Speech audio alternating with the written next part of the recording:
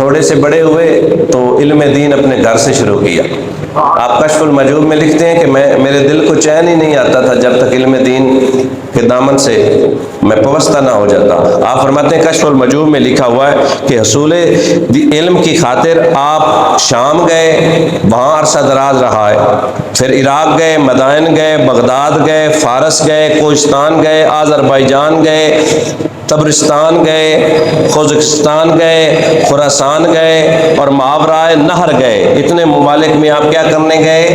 حصول علم کے لیے، دین سیکھنے کے لیے. دین پتہ چلا ولی وہ بھی ہوتا ہے جو مصطفیٰ کے دین سے جس کا سینہ روشن ہو.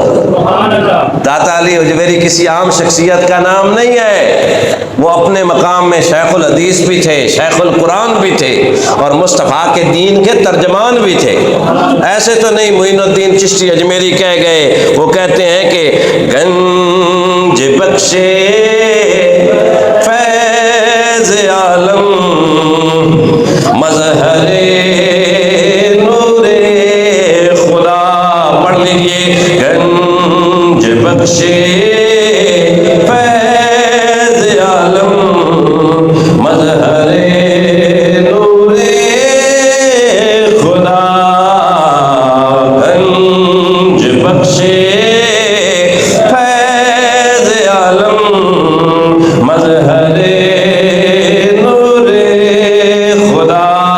لا کے سارا پیر کامل کاملا رہنما. یہ کوئی عام آج کا اہل عقیدت اندھی عقیدت رکھنے والا شخص نہیں کہہ رہا، یہ خواجہ چشتی اجمیری کہہ رہے ہیں، 90 لاکھ کا پیر کہہ رہا ہے. انہوں نے 40 دن تک حضور کے قبر نور کے پاس، داتا علی حجویری کے روضہ نور کے پاس 40 دن تک قیام فرمایا. کچھ تھا تو قیام فرمایا. اور پھر جاتے ہوئے سر کیا گئے تھے؟ گنج. گنج کا مطلب ہوتا ہے خزانہ. بخش یعنی بخشش، دینا، عطا کرنا. فیض یہ بھی دینے کی قسم ہے، کسی کو فیض دینا، وہ ایسی دولت جس سے سینہ روشن ہو جائے اسے فیض کہتے ہیں. ایسا علم جس سے چاروں طبق 14 طبق روشن ہو جائیں. فرماتے ہیں اس جہان میں، اس عالم میں خدا کا جو نور کا مظہر ہے نا، وہ گنج بخش علی حجویری ہیں. اور وہ کیا ہے؟ آپ فرماتے ہیں جو ناقصوں کے لیے کامل ہیں، جو ناقص ہیں ان کو یہاں آ کر کاملیت میسر آتی ہے آپ کی سیرت کو پڑھنے سے، آپ کی کشف المحجوب کا مطالعہ کرنے سے. اور جو کامل ہیں ان کے لیے رہنما ہے. آہا کیا بات ہے، کیا حسن ہے. اور سر حضور سیدنا بابا فرید رحمۃ اللہ تعالی علیہ آپ بھی آپ کے روضہ نور پر حاضر ہوئے.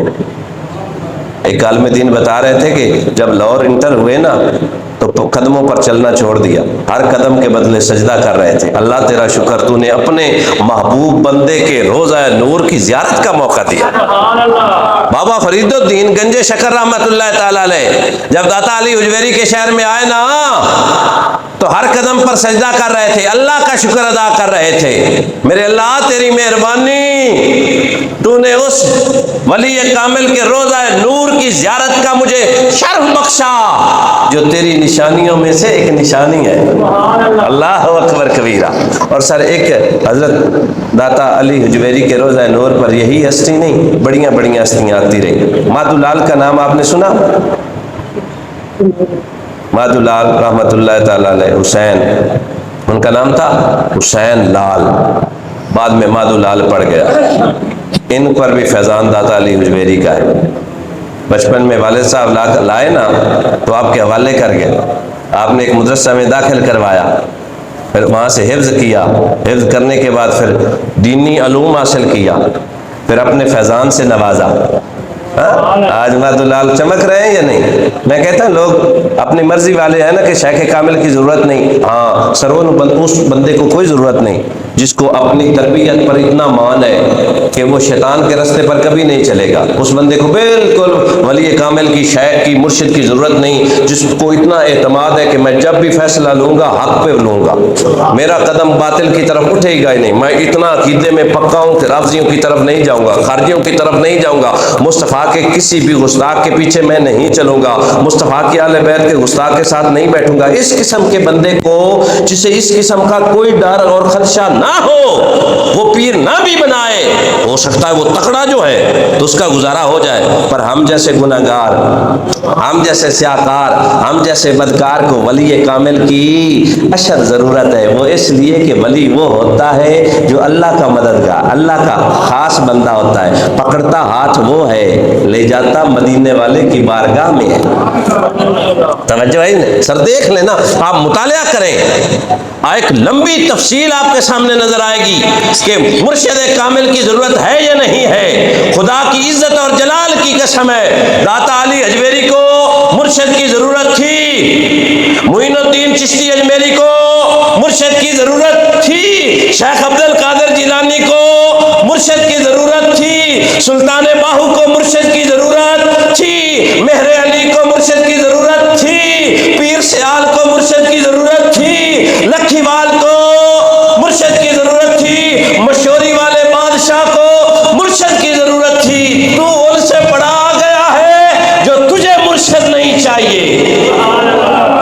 اگر میں بات کو ذرا اور طول دیں تو عمر کو بھی مرشد کی ضرورت تھی، ابو بکر کو بھی عمر مرشد کی ضرورت تھی، عثمان کو بھی مرشد چاہیے تھا، علی کو بھی مرشد چاہیے تھا، طلحہ اور زبیر کو بھی مرشد چاہیے تھا، سلمان فارسی کو بھی مرشد چاہیے تھا۔ اگر اتنے جلیل القدر نورانی چہرے والوں کو مرشد درکار ہے تو مرشد کے بغیر تیرا کیسے بیڑا پار ہے؟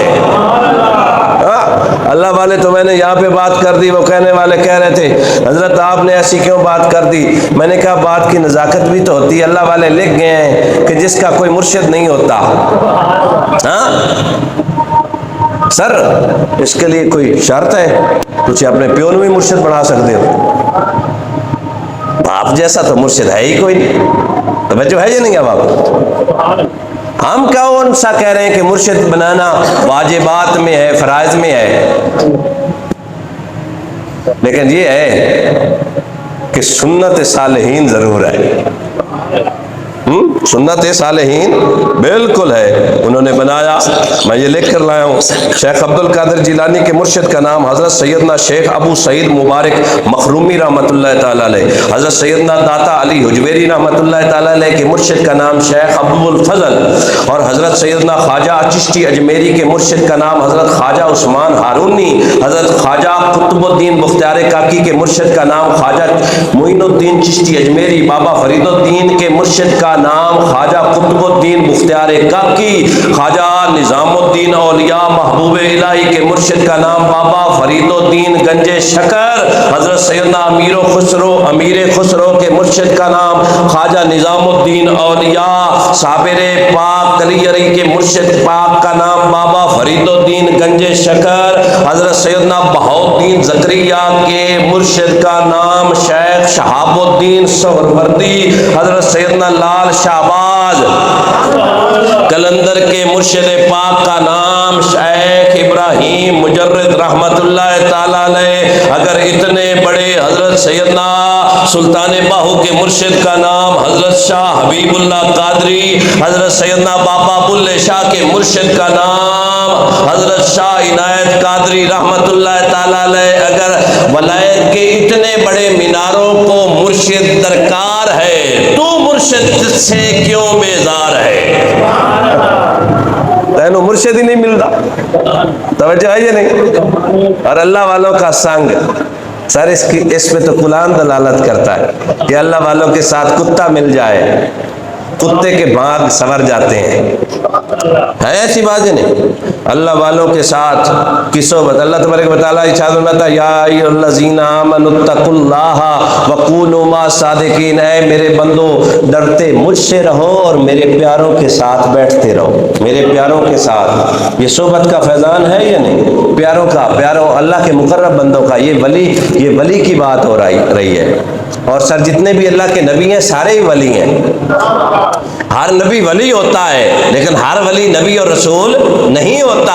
ولیوں کا تو فیضان یہ مصطفیٰ جان رحمۃ اللہ علیہ وسلم نے ارشاد فرمایا تھا ٹائم کے دامن میں گنجائش کم. میرے کریم نے ارشاد فرمایا انہاں پھٹے ہوئے کپڑے آلیاں نو، اڑیاں ہوئیاں زلفاں آلیاں نو، انہاں پراگندہ بندیاں نو نہ ویکھیا کرو. انہاں دی اللہ نال لو لگی ہوئی ہے. جدوں ہاتھ چیندے نو اللہ پاک نو حیا آندی ہے میرا بندہ میتھوں منگے تو پھر خالی لوٹ جاوے. ہاں یہ فیضان ہے. اسی لیے تو ہم کہتے ہیں چنگیاں چنگیاں لے لا لو یاریاں. بولو یارو چنگیاں چنگیاں لے لا لو. فیضان ہے یا نہیں؟ بخاری اور ابن ماجہ مشکوٰۃ شریف کی حدیث پاک ہے. میں نے پچھلے لیکچر میں بھی عرض کی تھی، دوبارہ سبق سنا دیتا ہوں. وہ جنتی جنت میں جائے گا تو وہ گناہ گار عرض کرے گا سونے پھر کلیاں کلیاں. ولی کہے گا تو کون ہے؟ حضرت مجھے نہیں پہچانتے، میں آپ کی صحبت میں رہا تھا، آپ کی خدمت میں رہا تھا. وہ آپ کو ایک پانی کا گلاس پلایا تھا، آپ کے ہاتھ دھلوائے تھے، آپ کو وضو کروایا تھا. تو اللہ کا وہ ولی اللہ کی بارگاہ میں عرض کرے گا مولا تو ہمیں معاف کر رہا ہے اپنے کرم سے، کیونکہ ہمیں تجھ سے پیار ہے، تجھے ہم سے پیار ہے، کچھ ہمارے بھی پیارے ہیں. سبحان اللہ. حدیث ہے بات، کچھ ہمارے بھی پیارے ہیں. اوپر سے اذن ہوگا ہاں ان پیاروں کو کے بارے میں کیا چاہتے ہو؟ تو وہ ولی کہیں گے مولا ہم نہیں چاہتے کہ ہمارے پیارے جہنم میں جلیں. اللہ فرمائے گا جاؤ تمہاری وجہ سے میں انہیں بھی بخش دیتا ہوں. اگر ولیوں کے جو عہدیدار ہیں وہ بخشے جائیں اور جو محمد مصطفیٰ کے یار ہیں. سر سیدھی سی بات ہے، بات سمجھ میں آنے والی ہے. اگر ولیوں کے جو یار ہیں، صحیح حدیث پاک سر، ان گناہ گاروں کی شفاعت ولی ان کے حق میں جو کرے گا، ولی کی بات سن کر اللہ انہیں معاف کر دے گا. تو جڑے علی دے یار ہیں، جو علی کے یار ہیں، ان کا عالم کیا ہوگا؟ اور جو علی کے یاروں کے یار ہیں ان کا عالم کیا ہے؟ اگر مصطفیٰ کے یاروں کو رب سچا کہے تو ان یاروں کے یاروں کا عالم کیا ہوگا؟ ہائے ہائے، جب حسن تھا ان کا جلوہ. داتا صاحب کا ٹاپک رہ نہ جائے، ہم آگے چلتے. بولے سبحان